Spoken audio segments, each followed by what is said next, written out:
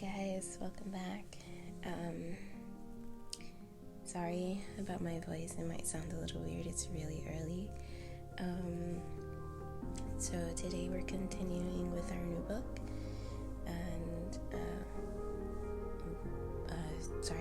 we'll be reading the first chapter after the prologue. Let's begin. Part 1. The fairies had never been much noted for stealing members of the royal family of that last kingdom, perhaps because that family was more noted for its political acumen and a rather ponderous awareness of its own importance than for lightness of foot and spirit or beauty of face and form. But the current queen's own sister, her twin sister, on the eve of their 17th birthday, had been stolen, and the queen herself had never quite gotten over it. Or so everyone else thought. The queen tried not to think of it at all. The twins had been their royal parents' only children, and they were as beautiful as dawn, as spring, as your favorite poem and your first love, as beautiful as the rest of their family. Aunts, uncles, cousins, and cousins several times removed, were kind and stuffy and inclined to stoutness. The twins were kind too, probably as kind as they were beautiful, which could not have been said of their worthy but plump parents. Alora was the eldest by about half an hour, and so it was understood that she would eventually be queen, but this cast no shadow between her and Elian, her sister, as you knew at once when you saw them together. And they were always together. Alora was fair and Elian dark. It was easy to tell them apart with your eyes open, but with your eyes shut, it was impossible. They both had the same husky, slightly breathless voice, and they thought so much alike that you could expect the same comment from either of them. The people loved them so much that no one felt the desire to indulge in a preference for one sister over the other. Not that they were stupidly interchangeable. They understood that the sympathy between them was so great that it left them quite free. And so Alora played the flute and Elian the harp. Elian preferred horseback riding, and Alora bathing in the lake, where she could outswim many of the fish, while Elian paddled and floated and got her hair in her eyes and laughed. Alora could sing and Elian could not, and each wore clothes that suited her individual coloring best. They made no mistakes here. But while they each rode a white mare on state occasions, Elian's had fire in its eye and a curl to its lip, while Alora had to wear spurs to keep hers from falling asleep. They slept in the same room, their tall, canopied princesses' beds, each pushed under a tall, mullioned window.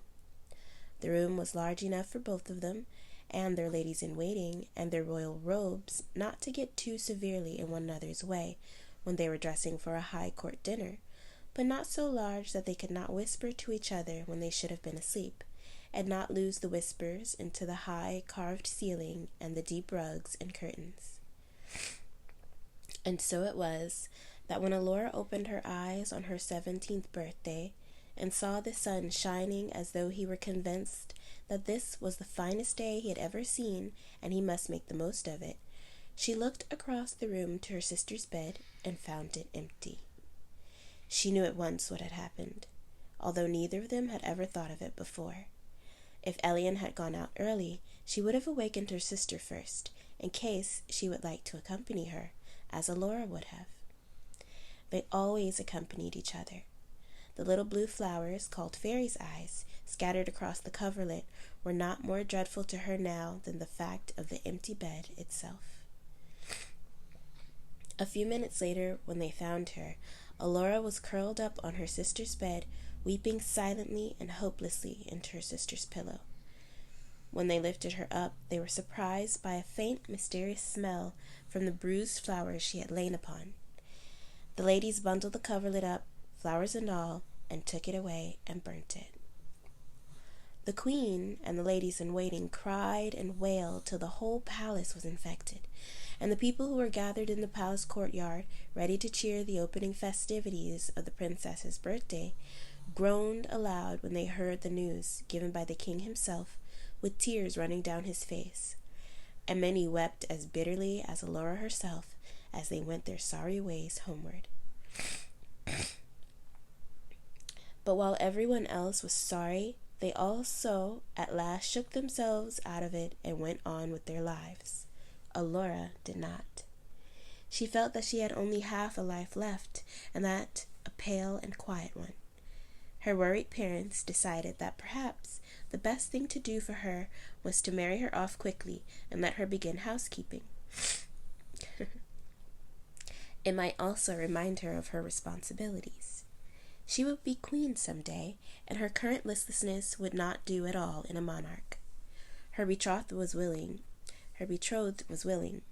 It was no state marriage of convenience for him. He had been desperately in love with her for 3 years, since she had first smiled at him, and was even unhappier than her parents that she smiled no more. And she was fond of him, and supposed she didn't mind.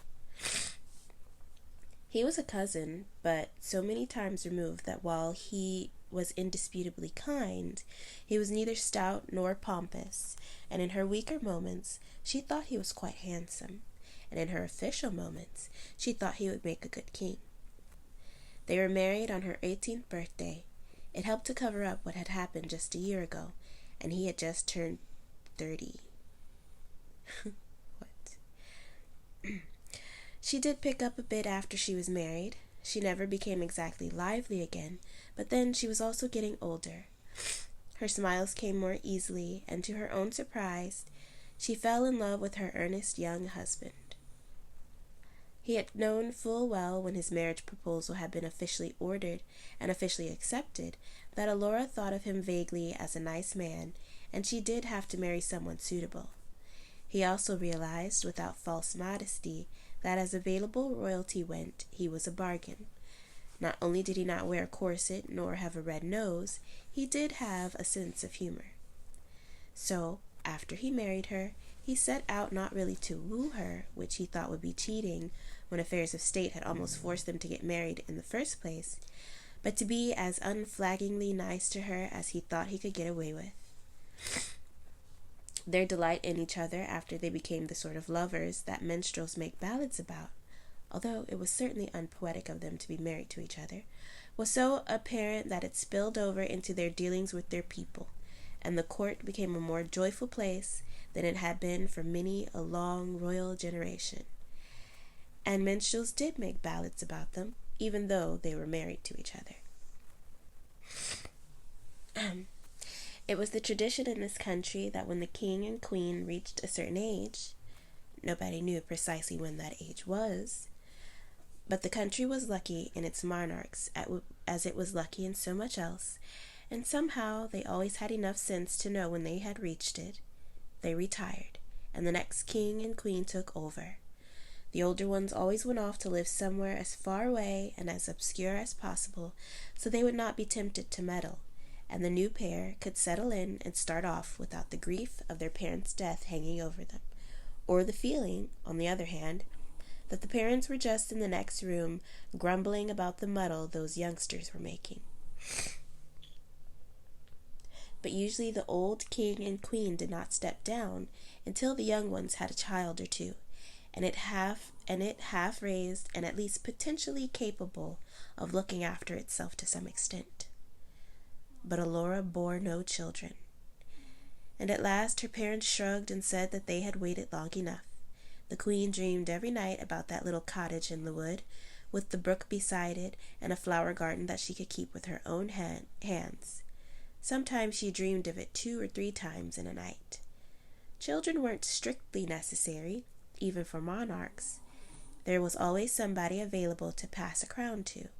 And so at last came a day full of boxes and wagons and shouts and last-minute directions on ruling.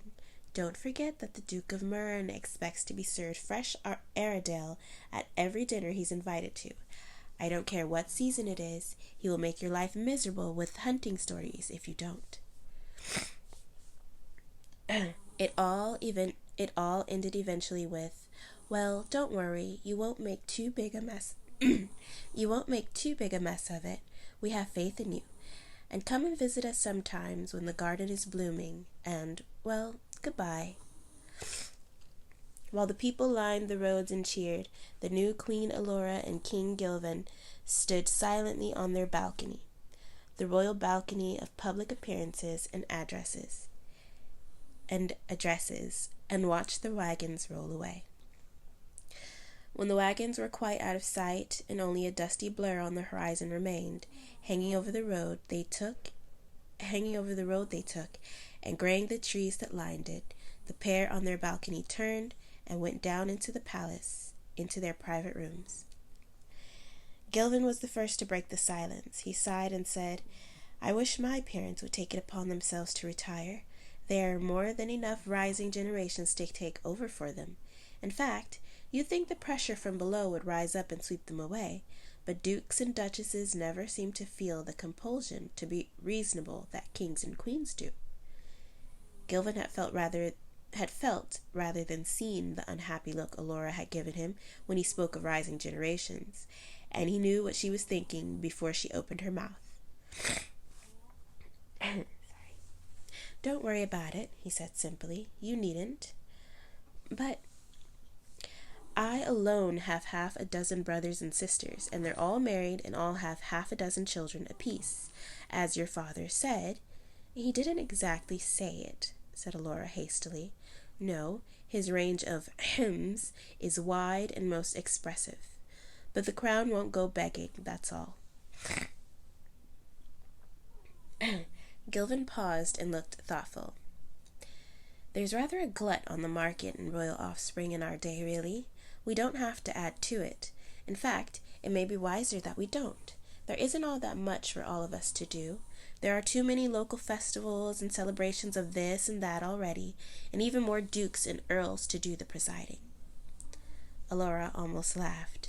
"Yes, but as king and queen, we really ought to have an heir of our own." Gilvan shrugged. "Noisy little beasts, children. Or at any rate, our families are all tiresomely loud. We can do without them. There are too many that have to visit us already, and if you mean that direct line stuff, well, the crown has done more dancing around over the last several 100 years than a cat on a hot stove. A small leap to a nephew. Is it Anton that's the oldest? We aren't due for Queen what's-her-name, are we?" "No, Anton, fortunately. Lyra is the next oldest." "And hasn't a brain in her pretty head." Gilvan looked relieved. "I thought it was Anton. As long as he doesn't break his neck out hunting some day. Anyway, a small leap to a nephew won't discomfit any.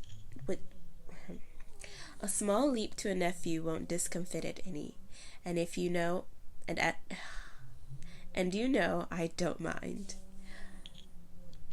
Elora looked at him and nodded. He was only speaking the truth. He didn't mind, but she did not know how much that decision had cost him, and she couldn't help wondering.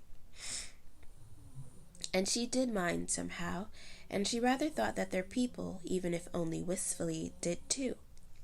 Anton was a nice boy, and let nothing happen to him, one could only hope Lyra's parents could find someone with sense enough for two to marry her.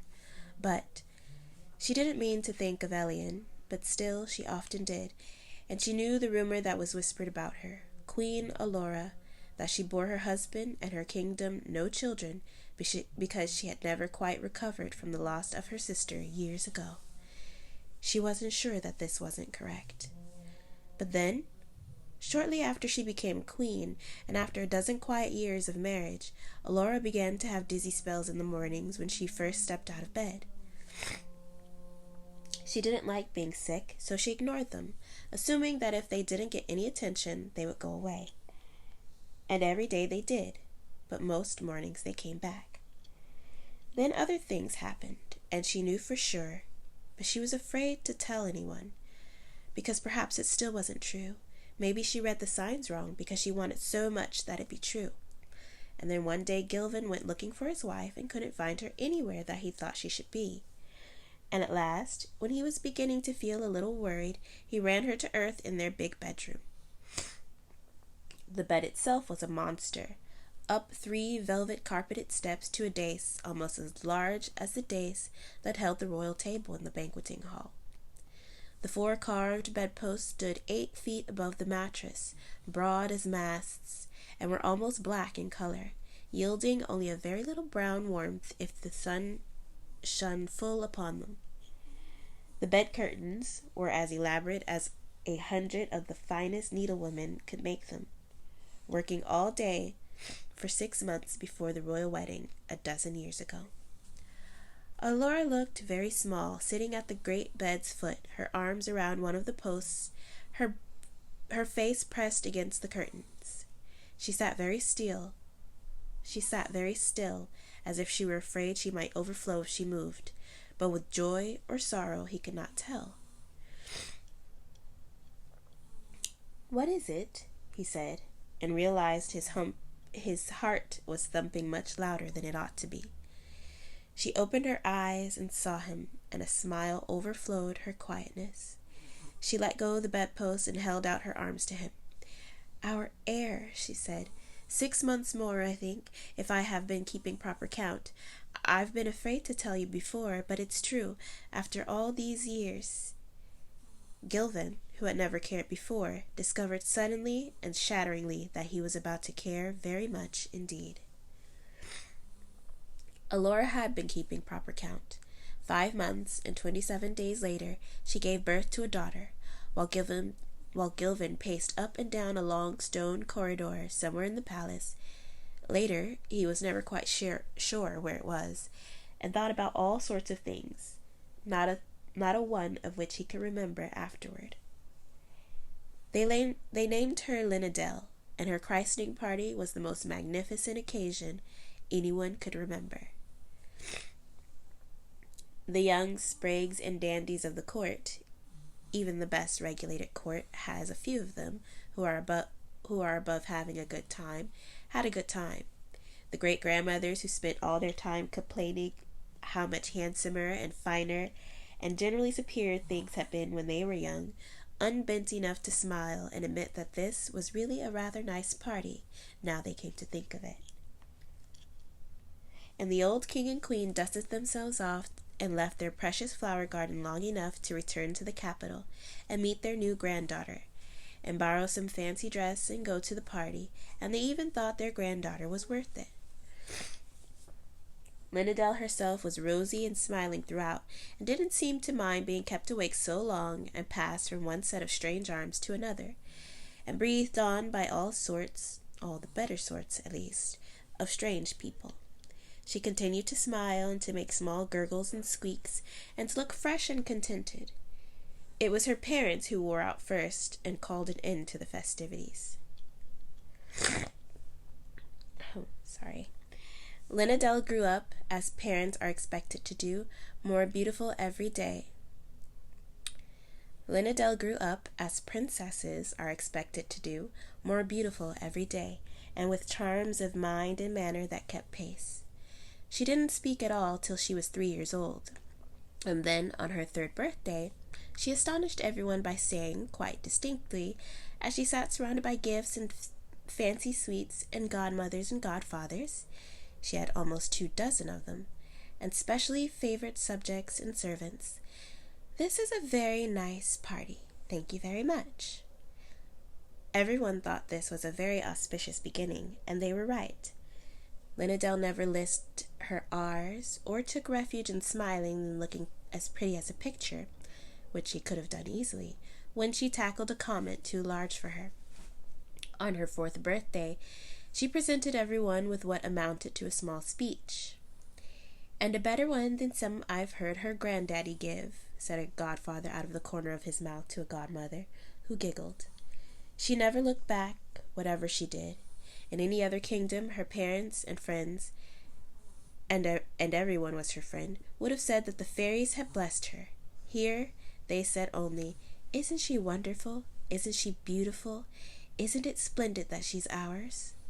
She was beautiful. Her hair was dark, velvet brown by candlelight, and almost chestnut in the sun, and it fell in long, slow curls past her shoulders. When she was thoughtful, she would wind a loose curl. Her thick hair invariably escaped from its ribbons around one hand and pulled gently till it slid through her fingers and sprang back to its place. This habit, as she grew older, made young men breathe hard. Her eyes were gray, or at least mostly gray. They had lights and glimmers in them that some people thought were blue or green or perhaps gold, but for everyday purposes, and even a princess has need for a few everyday facts, they were gray. Her skin was pale and pure, with 3 or 4 coppery freckles across her small nose to keep her from being perfect. Her hands were long and slim and quiet, and a touch from them would still a barking dog or soothe a fever. But the strongest thing about her, and perhaps the finest too, was her will. It was her will that prevented her from being hopelessly spoiled when, without it, in spite of the intelligence and cheerfulness that were as much a part of her as her dark hair and pale eyes, it would have been inevitable. Her will told her that she was a princess and would someday become a queen, and had responsibilities, many of them tiresome, therefore. But beyond that, she was an ordinary human being like any other. It was her position as a princess which explained the extravagant respect and praise she received from everyone, except her parents, whom she could talk to as 2 other ordinary human beings caught in the same trap.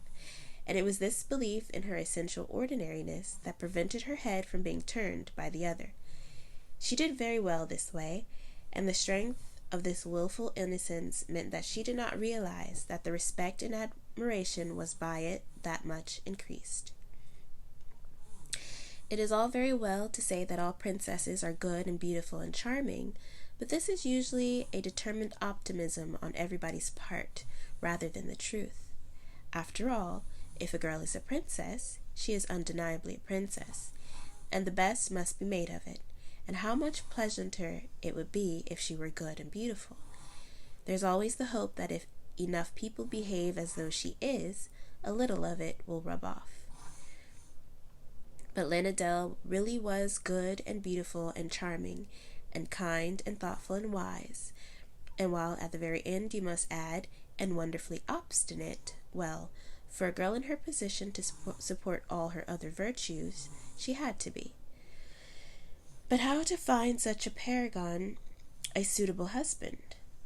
When she was 15, her parents began reluctantly to discuss the necessity of finding her a husband. They should have done this long ago, but had put it off again and again. The obvious choice was Anton, who was a nice boy, and who, if Lynadel had not been born, would have worn the crown anyway, and the thought that he would not disgrace it had comforted Gilvin and Alora through their childless years. But that comfort was 15 years old now, and Anton was a man grown, and still really a rather nice boy. It was not that he was lazy, for, as a duke, and one still in line for the throne, although now once removed, he had duties to perform and dignity to maintain, and he performed and maintained suitably. He was also a splendid horseman. A king needs to look good on horseback for the morale of his people. And no physical coward. It wasn't even that he was stupid, although he did have a slight tendency toward royal corpulence, but somehow there was something a little bit missing. This was perhaps most visible in the fact that he, while very polite about the honor of it, etc., etc., wasn't the least enthusiastic himself about marrying his young and beautiful cousin. Both Alora and Gilvin, trying to see behind his eyes, felt that his attitude toward kingship was one of well-suppressed dislike. The rumor was that he was in love with the mere viscount's daughter, who was pretty enough and nice enough, but not anything in particular herself, and that the only enthusiasm Anton did feel on the subject of Lynadel's marriage was that it should happen soon and to someone else, so that he would be free to marry his little collie. Gilvin and Alora became aware of the rumor, and by that time they were inclined to hope it was true, as the best for everybody concerned. But it was delicate ground nonetheless, and if Anton were to be discarded as an eligible king, a better reason than his indifference to the post must be found. This proved more difficult than it looked. It was managed finally, after a lot of hemming and hawing on all sides, with an agreement that since everybody in Gilvin's and Alora's families was already related to everybody else, usually in several different degrees, to add further to the confusion by marrying Lynadel to Anton was beyond the point of sense. Everyone involved breathed a sigh of relief. It can be assumed that this included Kali, although no one asked her. It was true that the royal family of this kingdom, like those of many other kingdoms, had mostly the same blood running through all of its veins, but if Anton himself had not been a specific problem, the subject probably would not have come up. As it was, it meant that Lynadel's husband could not be any other member of the family either. It was a relief to have found a way to reject Anton without losing too much face, and the people talked about it anyway. The true purpose of a royal family, as Gilvin rather often observed, is to be the topic of gossip common to all, and thus engender in its subjects a feel of unity and shared interest. But one still was left to play by the rules one had made, however inconvenient those rules were. And, as Gilvin and Alora understood in advance, and soon proved in fact, the last mortal kingdom before Fairyland had some difficulty in luring an outsider of suitable rank, parts, and heritage to be its king, even with Lynadel as bait, or perhaps partly because of it. The ones who were willing because they were fascinated by the thought of all that stealthy and inscrutable magic, sending out who knew what impalpable influence across its borders, which lay so near, although no one could say precisely where, an attitude which Alora and Gilvin and their people didn't like at all. Such candidates as there were almost automatically poets or prophets or madmen, or all three combined, and the first were foolish, the second strident, and the third disconcerting, and none of them would have been a good king. The rest were afraid to come any nearer than they already were, which, if they were near enough to receive state visits from that last kingdom, was probably too near. "I'll marry her to a commoner first," said Gilvin violently after a particularly unfortunate interview with the fifth son of a petty kingdom who fancied his artistic temperament.